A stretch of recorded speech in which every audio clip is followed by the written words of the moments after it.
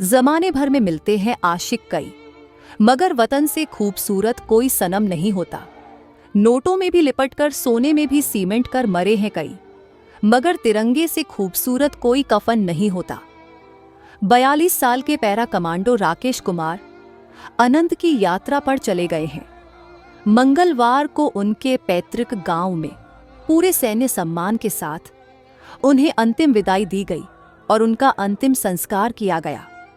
करीब 9:30 बजे शहीद राकेश कुमार का पार्थिव शरीर उनके घर पहुंचा तो मानो चिखपुकार से धरती का सीना भी फट गया। शहीद की पत्नी भानुप्रिया, बेटी और बेटा ताबूत में रखे अपने लाडले के पार्थिव शरीर के पास रोते बिलखते रहे। इस दौरान हर आंख नम थी। पत्नी और रिश्तेदार अपने लाडले के गम में नम आंखों के साथ थोड़ी थोड़ी देर बाद कुछ कहते नजर आए। 7 साल का बेटा प्रणव और बेटी यशस्वी ठाकुर पिता को देखकर रोती रहीं। दरअसल शहीद पति राकेश कुमार को अंतिम विदाई देने से पहले पत्नी भानुप्रिया ने 3 बार जोर से नारा लगाया और फिर पति को जय हिंद कहा। अंतिम यात्रा से पहले पत्नी ने पति का माथा चूमा और बेटी यशस्वी ने मां के साथ पिता राकेश कुमार के पार्थिव शरीर को कांधा दिया। इस दौरान करीब 1 घंटे तक फौजी जवान का पार्थिव शरीर उनके घर बरनोग में रखा गया और फिर श्मशान घाट में राकेश कुमार का अंतिम संस्कार किया गया। आंगन में रखे शहीद बेटे के शव के 90 साल की बूढ़ी मां ने भी अंतिम दर्शन किए। बेटे को ताबूत में देखकर मां की आंखों के आंसू भी सूख गए थे।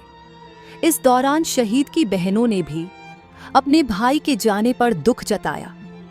शहीद के परिवार में अब मां, पत्नी और बेटा बेटी रह गए हैं। हाल ही दिवाली से पहले राकेश कुमार घर पर आए थे और दोबारा दिसंबर के अंत में घर आने का वादा किया था, लेकिन अब राकेश कुमार कभी नहीं लौटेंगे। कश्मीर के किश्तवाड़ में 42 साल के राकेश कुमार आतंकियों की गोली का शिकार हो गए थे। सोमवार को सेना के जवानों ने हेलीकॉप्टर के जरिए उनका पार्थिव शरीर मंडी लाया और फिर शाम होने के वजह से नरचौक मेडिकल कॉलेज में रखा गया। यहां पर सुबह 9 बजे के करीब राकेश कुमार के पार्थिव शरीर को बड़ी संख्या में नेरचौक मेडिकल कॉलेज के बाहर श्रद्धांजलि दी। जिस गाड़ी में राकेश कुमार का पार्थिव शरीर रखा गया था उस पर पुष्प अर्पित किए। इस दौरान जगह जगह पर लोगों ने शहीद राकेश कुमार अमर रहे के नारे लगाए और श्रद्धा सुमन अर्पित किए।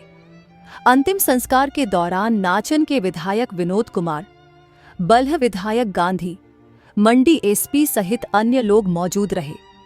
जब तक सूरज चांद रहेंगे तब तक वीर बलिदानी आपका नाम रहेगा।